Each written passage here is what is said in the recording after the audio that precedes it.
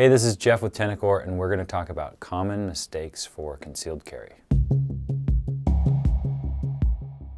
One of the first mistakes people make for concealed carry is holsters, and typically it's cheap holsters that are not designed to carry and conceal the gun in a robust and intelligent way. A good concealed carry holster should, number one, hold the gun securely. And so the gun should be in the holster when it's intended to be in the holster and not come out until you want it to come out. One of the biggest mistakes with holsters is easy on, easy off. And so people feel like they want the convenience to put the holster on.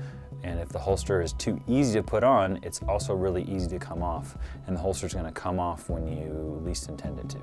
Additionally, with the attachments, they should be robust. So oftentimes attachments are the cheapest, easiest way for a holster manufacturer to connect the gun and holster to a belt or the body. Big bulky attachments like big thick plastic loops or clips, and then also extra hardware. So if the holster maker is putting screws and spacers and clips and all kinds of stuff stacked on top of each other. The guns are typically around an inch thick. You can find holsters that when you measure the overall thickness, including the attachment, it can get close to 2 inches. You can double the thickness. And really, when it comes to concealed carry, the overall thickness of the gun and the holster combination is the thing that's hard to conceal. We want something that is durable and robust, something that will stay on the belt and in place, even under the pressure of real life circumstances. So not just getting in and out of your car or dry firing in front of your mirror, but if you're rolling around on the ground fighting with somebody, is the holster going to stay where it's supposed to be? So really what you want are holsters that are designed specifically for concealment. So on the belt holsters with big bulgy attachments, something like a paddle holster isn't really designed for concealment, it's just designed for range use and ease of carry, and isn't really suitable for concealed carry because it's going to print and it's not going to hide the gun very well. Also things like a Blackhawk Serpa holster, right? I mean, there's obviously issues with the mechanism that don't work very well. Puts your trigger finger pressing basically on top of the trigger, which is dangerous. But then also the way the holster is designed, the gun sits way far out from the body and doesn't lend itself to concealment. So you want to make sure you find a holster that has high quality attachments that are durable, that are robust, and that are going to sit low profile relative to the holster so that when you put it on, it's going to sit low profile relative to the body and not be bulky unnecessarily in print.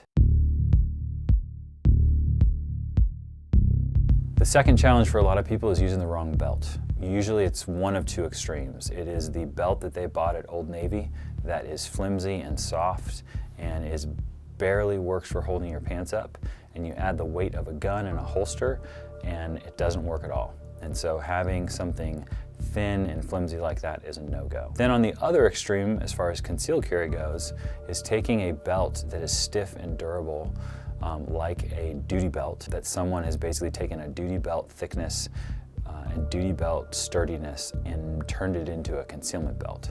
And that also doesn't make sense, right? The reason why that law enforcement duty or competition belt is so thick is because you're putting so much weight on it, and that weight is hanging off of it and not sitting close to the body. And so that's important for those uses, but it's not important for concealed carry. So for concealed carry, you need a belt that is just stiff and rigid enough to support the weight of the gun you're going to carry. So if you're going to carry something like a Glock 19 or a 43X, particularly on an inside the waistband holster, you don't need that stiff of a belt. So you want something that is purpose-built for concealment and for carrying a gun, but not something that is so overly thick and heavy that it's uncomfortable. And what can actually happen is you can get kind of this looping effect where the belt actually creates this big profile around your body that sometimes can print even more. And so having the right belt with the right balance is important.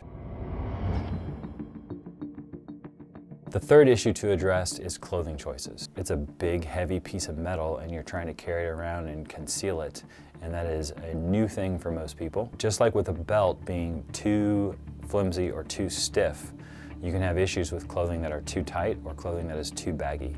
So clothing that is too tight, there isn't enough room or volume in there to conceal the gun without printing. And some people may not care, and that's fine if you don't. There needs to be some volume to the clothing, and it can't be skin tight in order to conceal the gun properly. So that there's a balance of that. But also on the other end of things, you can have clothing that is too big and loose. It might work well for covering the gun up, but it may not work well for keeping the gun secure and stable. So like, it's not just the belt, but it's your pants. And the pants have to be loose enough that it's not printing weirdly, and it also has to be tight enough and sturdy enough that it supports the weight of the gun and really the tension of your pants against the holster, and this is for an inside the waistband holster, is really important for optimized carry and for optimized concealment. If you have clothing that is too loose and is dangling around, that clothing sometimes can get caught in places you don't want it to. So it may not stay tucked in behind the holster very well.